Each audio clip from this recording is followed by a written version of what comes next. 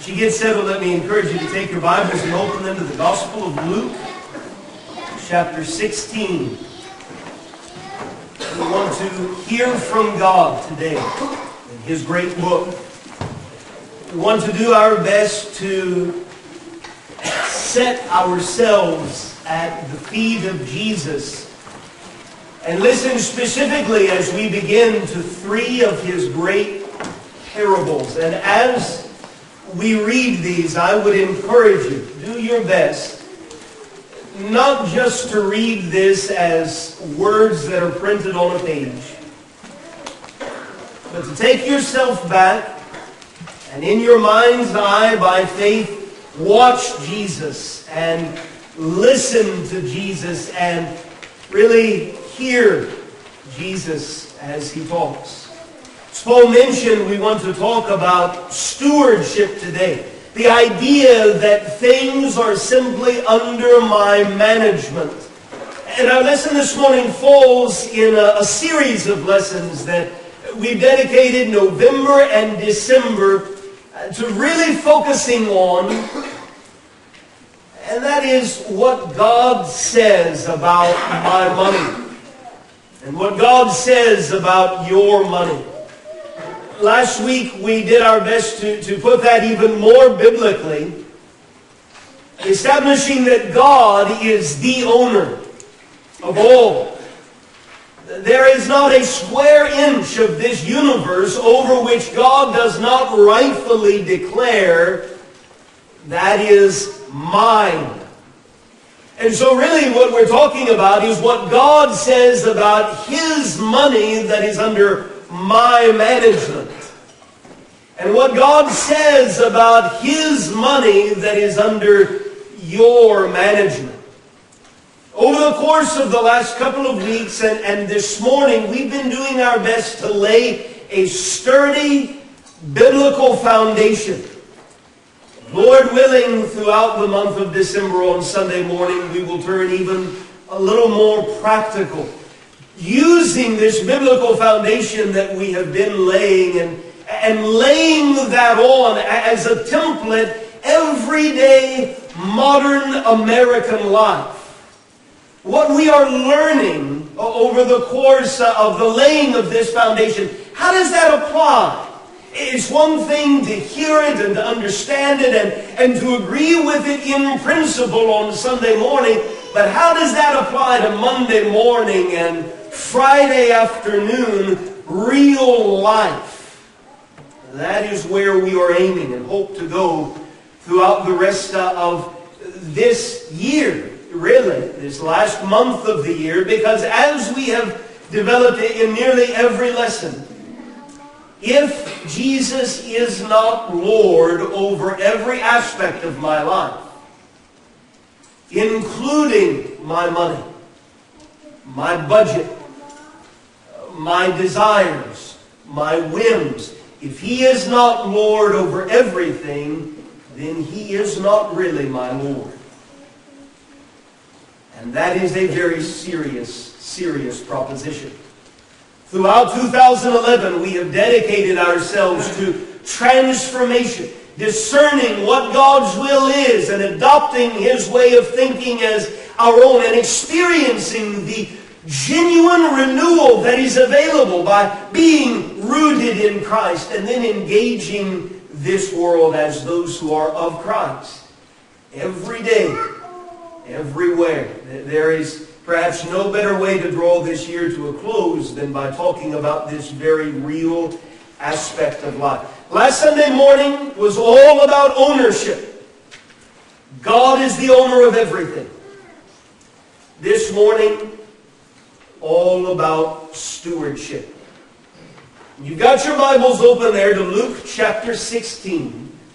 What I'd like to do from the outset is to read with you and just to briefly comment on three of what have been described as the stewardship parables of Jesus. These are not the only three.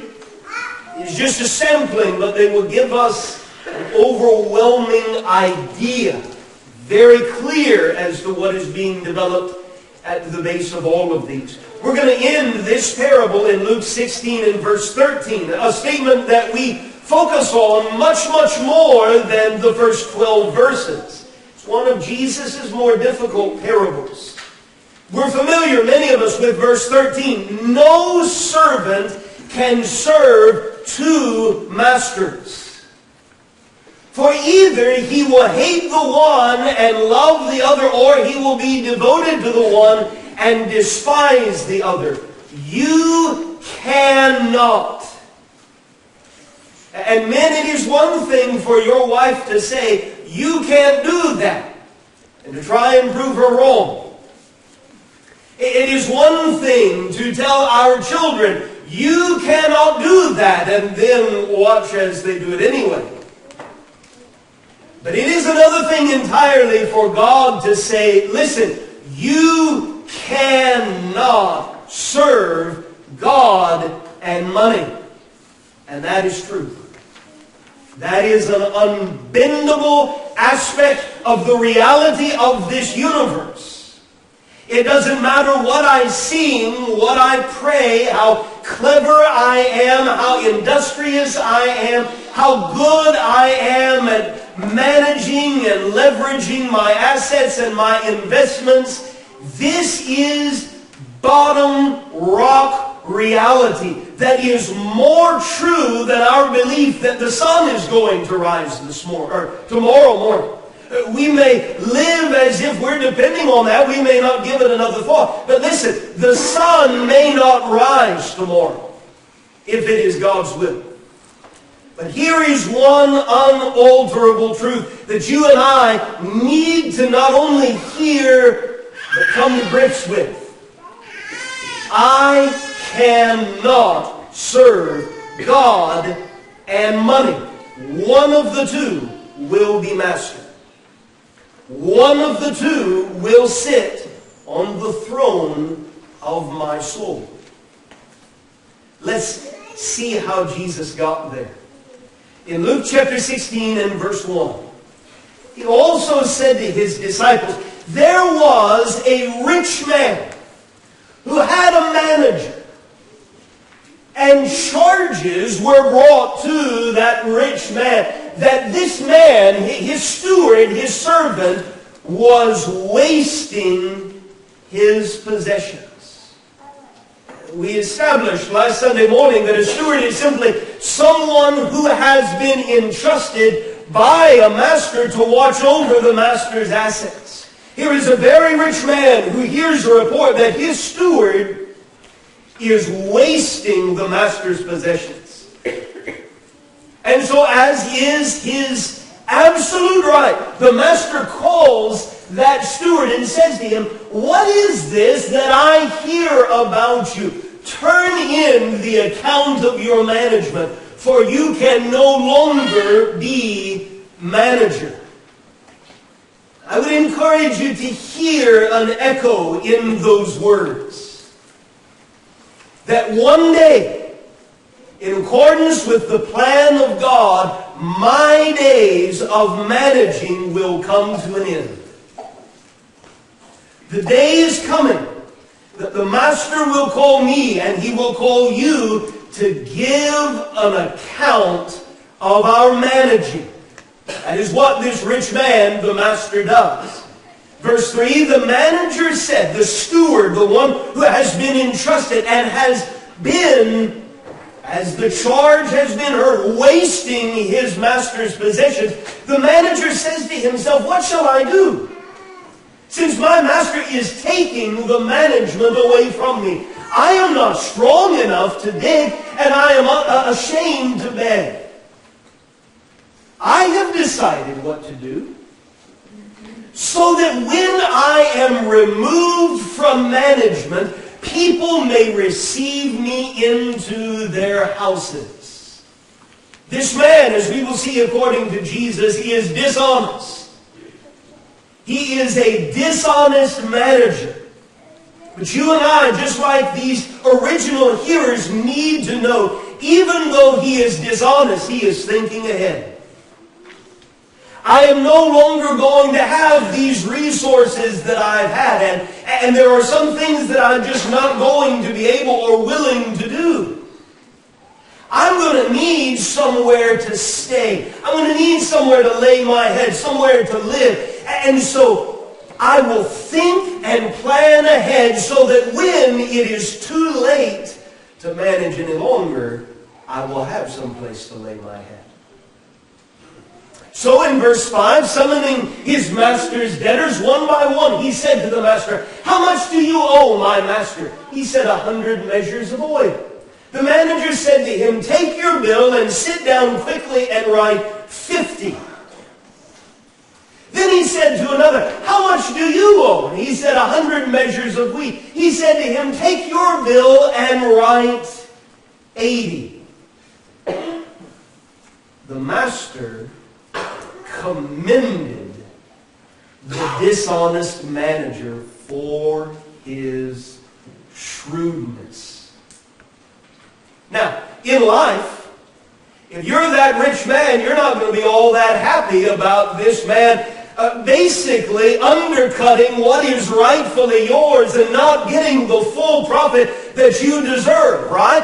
We understand that. Those original hearers would understand that. It's no mistake, this man is being fired. But even as he is being fired, the master recognizes that was pretty shrewd. It is the same word that Jesus uses in other contexts in very positive light. It's the same Greek word that Jesus used in Matthew 7 in verse 24. Everyone who hears these words of mine and does them will be like a wise man, a shrewd man, a prudent man. And why does Jesus describe that man as wise? He thought ahead. He planned ahead. He thought about reality. The day is going to come that it's going to rain. And it might even flood, and there's going to be storms. And if I build my house on sand, that's going to turn out badly. This wise, prudent, shrewd man thought ahead and acted accordingly. It's the same word that Jesus used in Matthew 10 when he told his disciples, "You are going out as sheep among wolves. I'm sending you out, and you need to be as wise, as prudent, as shrewd as serpents." But you don't be like that dishonest manager. You be as innocent or as harmless as doves. It's the same word he used in Matthew 25 when he said that the kingdom of heaven will be like 10 virgins who took their lamps and went to meet the bridegroom. 5 of them were foolish and 5 of them were prudent or shrewd or wise in that they thought ahead. It's dark. And we don't know when the bridegroom is going to come. And we can't go inside where the lamps are until he comes. And so maybe thinking ahead, planning ahead, and making sure that everything we can prepare has been prepared, maybe that will be a good idea. Grasp the point of Jesus' parable in Luke 16. He's not commending this man for being dishonest. But he is drawing attention to something. This man was shrewd. And then he turns to his disciples and essentially says, listen, there are some people in this world who don't know God that are more careful with the way they handle their resources than those who claim to love God. The sons of this world are more shrewd in dealing with their own generation than the sons of light. God is light. In Him is no darkness at all, John would later write. We are to strive to walk in the light, to be of the light in this world, but not of this world. And so he says in verse 9, I tell you, make friends for yourselves by means of unrighteous wealth. Or some of our English translations render that mammon. It's not necessarily wealth that is gained through unrighteous means he's not telling us do whatever you've got to do, whether it's righteous or unrighteous, to get money. It's listen, recognize wealth so very easily tugs you down the pathways of unrighteousness. You cannot serve it and God.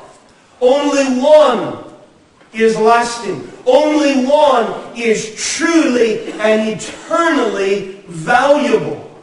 It doesn't matter how much of it you have, it will lead you on cruise control into unrighteousness. When the Bible talks about mammon, it's talking not just about money, but things that money can buy. Earthly possessions, worldly riches, wealth, property. At its base, the bottom line is what people so often trust in within this world.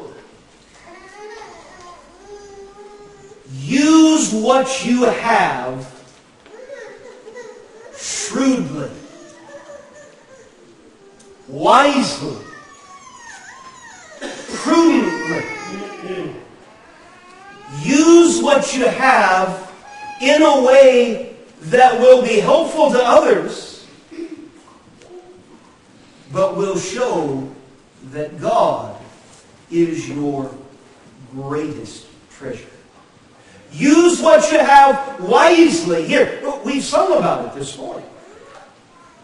While going down life's weary road, I'll try to lift some traveler's load. I'll try to turn the night to day. I'll try to make flowers bloom along the way. I'm going to use what I have to do good. God has given into our hands some physical resources. Use them for good. Show kindness. Offer charity. Bestow love. Extend sympathy to others. It's what the exceedingly wise man in Ecclesiastes 11 described poetically as casting your bread upon the waters. You will find it after many days. But remembering, as Solomon told us in Proverbs 23 and verse 5, when your eyes light on the wealth of this world, it is gone. For suddenly it sprouts wings, it flies like an eagle toward heaven. There is not a man or a woman that can hold on to it. We don't see U-Haul trailers on the backs of persons, do we? And there's a reason for that. It does not matter what you have. You cannot take it with you. And so use it shrewdly. Verse 10. One who is faithful in a very little is also faithful in much. And one who is dishonest in a very little is also dishonest in much. If that master gives even more resources to a man who is dishonest, guess what he's going to do with it? If then you have not been faithful in the unrighteous wealth, in the money and the resources of this world that can so easily tug your affections and your dreams away from God, who will entrust to you the true riches, where moth and rust do not destroy, and where thieves do not break in and steal, to borrow his words from the Sermon on the Mount? And if you have not been faithful in that which is another's, who will give you that which is your own? What I have is not mine. Which leads to no servant can serve two masters.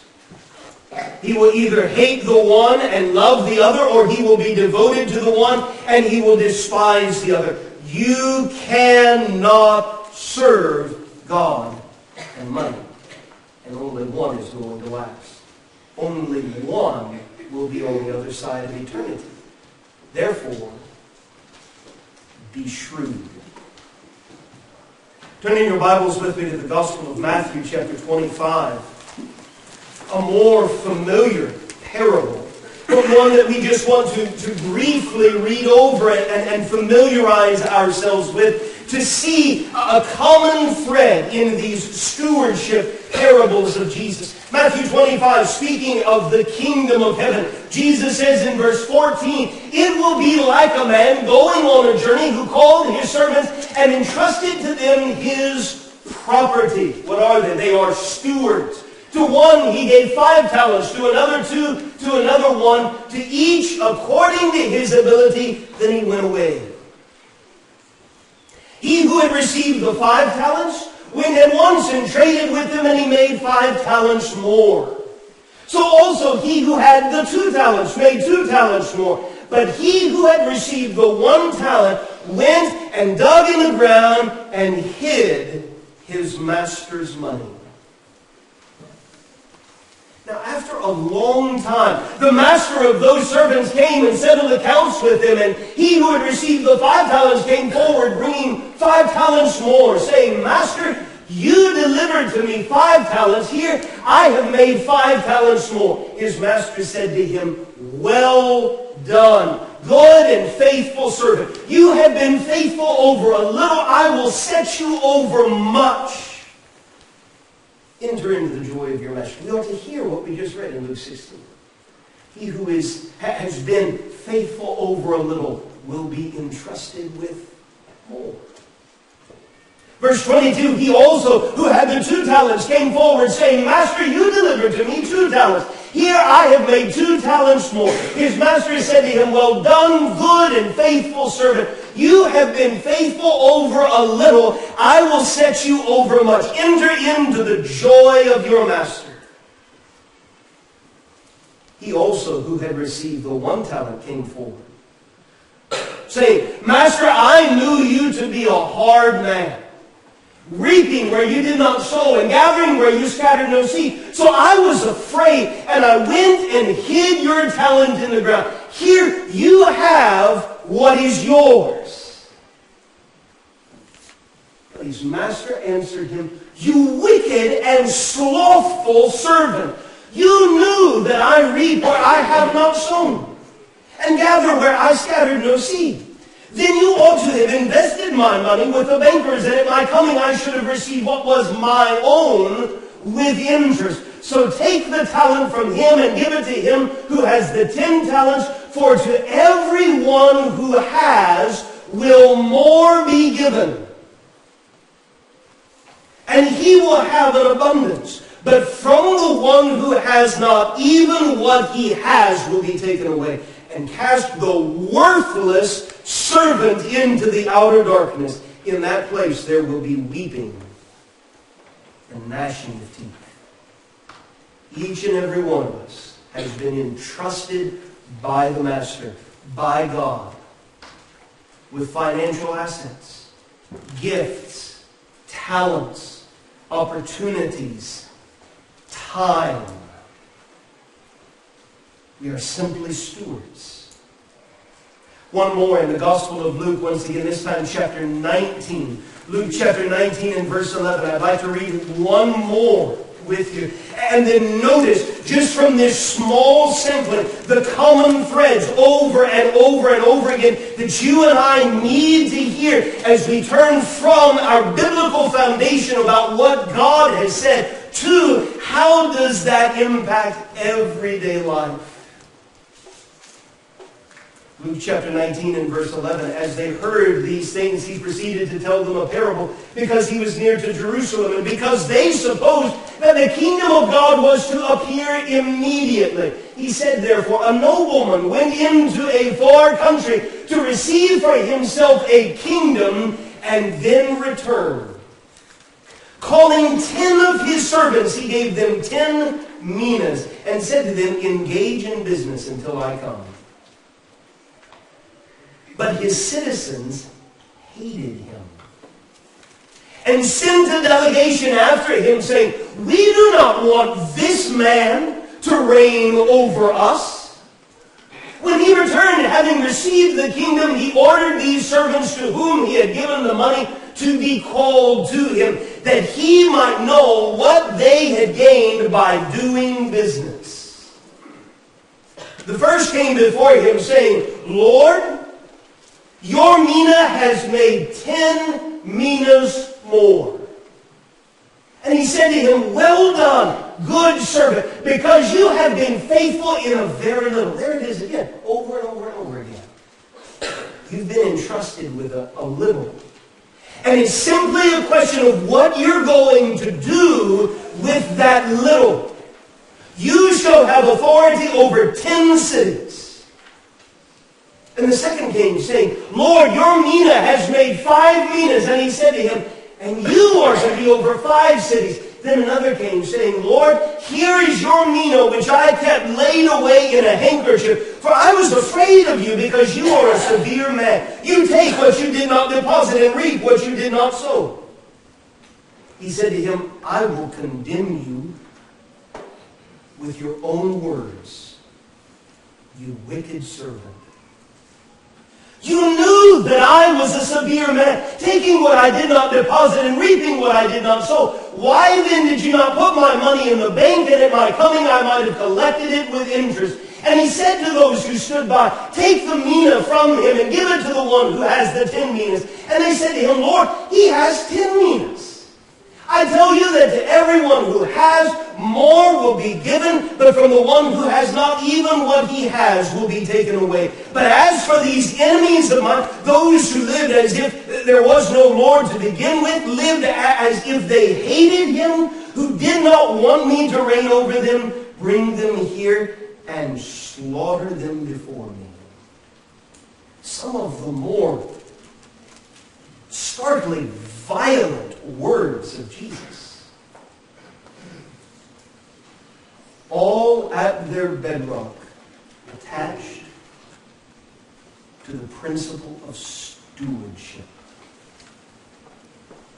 Notice with me, each of these stewardship parables has 2 major subjects. Number 1, the master. And what do we learn about that master? The principle number 1 of ownership. The master is the true owner of all of those assets. It does not matter that he is not here in the flesh. It does not matter that he has traveled a far distance. All of the possessions, all of the money, even the servants themselves belong to the master. The master has the right to do with everything just as he wishes. Number 2, authority. The master's will is final. It is his decision, and his decision alone, as to when to leave and when to come home. What to entrust and what to withhold. It is his decision as to who will be entrusted with what. He is the owner. He is the one with authority. Number 3, trust. The master has delegated to his servants significant responsibility in each one of those parables. They are stewards, managers over his possessions. We see within those parables a level of trust in their ability to manage his assets. He shows willingness, each of those masters in each of the parables, to ask these responsibilities to be met by whomever it is that he delegates. He knows that they are not perfect. He knows that they are people who will make mistakes here and there, but he trusts that they will be responsible. Number 4, generosity. The master graciously. He has every right to expect the servants to do what he commands without question, without reward. But the master in each parable graciously promises reward, even promotion to those stewards who are faithful. Finally, expectations. The master has specific standards in mind for his stewards. They may not be easy, but they are fair. They are logical. The servants know the expectations. They know that they should not presume on his grace by being disobedient or lazy. The master is away. But when he comes back, he will take away and he will discipline those who have been unfaithful or dishonest. And those who have been faithful, he will delight in pouring out reward. Over and over again we see. That's one major subject. The other, of course, is the managers, the master and the managers. And with the managers, we see that principle of stewardship. The servants should be aware that they are only caretakers. Their job is to take what has been entrusted to them and use it for the master. Use it wisely to care for the master's estate. Use what he has entrusted to them to expand the master's estate. We see accountability. The servants in each one of those. The master has gone away. He is going to come back. And when he comes, it will be time for accountability.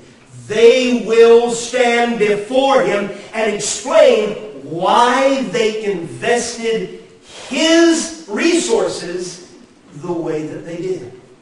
They will stand before him individually. They do not stand as a group. See that?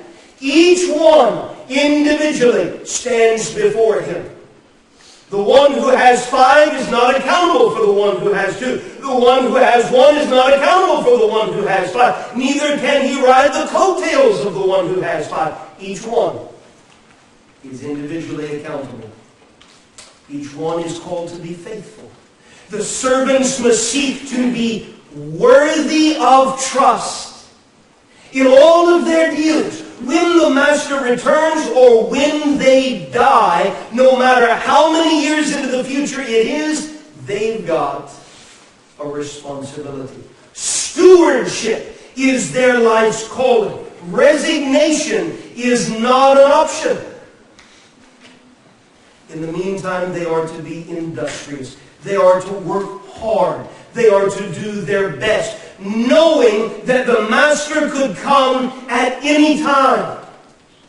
As they invest, they are to do so wisely. They must choose their investment carefully. The instructions were explicit. The expectations are high. The master has been generous. He ensures a handsome reward for the faithful and wrath for the dishonest and the unfaithful. That healthy fear breeds respect, or it should. The servants know that their master is just. And so those who are wise and shrewd and prudent are focused. Turning your Bibles with me very quickly to the book of Philippians chapter 1. These servants are focused. They know they must prioritize to serve the master well. All side interests are brought into orbit around the steward's one purpose in life: to serve the master well. What does that look like? What does that sound like in the life of the Christian? I ask you to turn back there because we talked about it in our Bible class period. Look at Philippians chapter 1 and verse 1. Or verse 21, I should say. Philippians 1 and verse 21, where Paul says, "To me, to live is Christ." That's what we're talking about. Every side interest brought into orbit around the steward's one purpose in life: to serve the master well. For to me, to live is Christ, and to die is gain.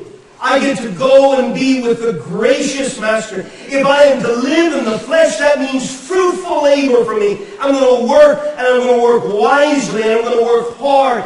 Yet which I shall choose, I cannot tell. I am hard-pressed between the two. My desire is to depart and be with Christ. Every aspect of my life has been brought into orbit around him. And I have tasted and seen that he is far better than anything I can enjoy in this life.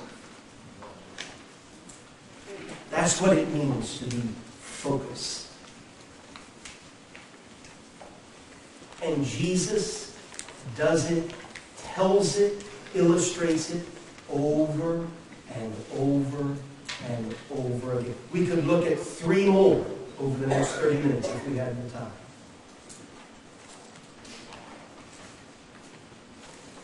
And so before, if the Lord wills, in the following weeks, we talk about how all of this applies to everyday life. We need to get this point. There is ownership and there is stewardship. And I am not the owner. The owner is going to come back.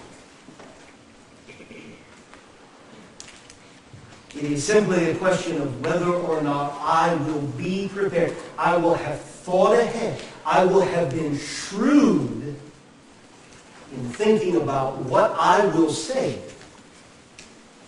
when I am called to stand before Him. Hebrews 4 and verse 13 uses a financial term. There is no creature hidden from His sight. We are all naked and exposed to the eyes of Him to whom we must give account. These are not just interesting illustrations. Jesus is pulling back the curtain on the other side of death and saying, listen, this is coming, and you must be prepared. As we sing this invitation song, I would encourage you to think about those words that we read in Luke 16. The sons of this world are more shrewd in dealing with their own generation than the sons of light. Listen to me. Worldly people give careful consideration. Such careful consideration, and they work to prepare, and they work to fortify, and they work to grow their portfolios and their bank accounts and their retirements by doing whatever is necessary to secure their physical well-being. Same thing could be said today. Jesus could look over the city of Columbus and say, listen, sons of this world are going to wake up tomorrow and they're going to work hard to secure their physical well-being. Sons and daughters of light, you cherish what God has provided. You hold it as a gift. You allow your hearts to be thankful every single day, but you work even harder to secure your spiritual welfare. You remember, Jesus would tell us my words. When I told you, let not your hearts be troubled. Believe in God. Believe also in me. In my Father's house are many rooms. If it were not so, would I have told you that I go to prepare a place for you. And if I go and prepare a place for you, I will come again. And will take you to myself, that where I am, there you may be also. People all around us are working. Many of us are working tirelessly for 30, 40, 50 years to pay off a mortgage on a house that will one day either fall over or be knocked over.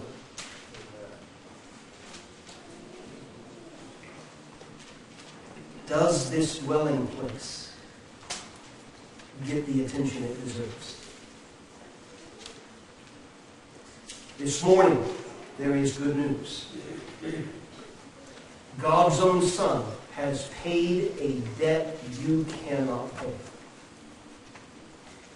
If you are not God's child this morning, we would point you to Colossians 2, where Paul says, let no one take you captive by philosophy and empty deceit, according to human tradition, according to the elemental spirits of the world, and not according to Christ. In Christ, the whole fullness of deity dwells bodily.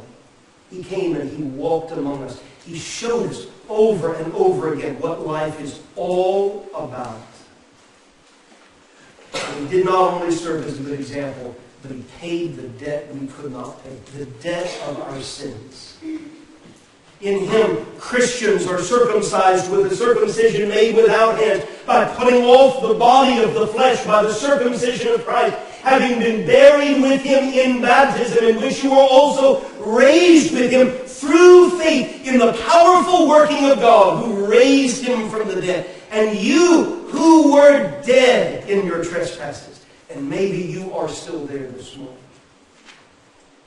God can make alive, together with Christ, forgiving us all our trespasses, canceling the record of debt that stood against us with its legal demands. This he set aside, nailing it to the cross. There is good news. Those of us who are Christians, let's live this week as if our hearts have been captivated by that good news. And this morning, if you are still in bondage, if you know that the Master were to turn today, this hour, you know that you are not ready to give an account, and we can help you in any way this morning, we encourage you to come to the front while we stand and sing.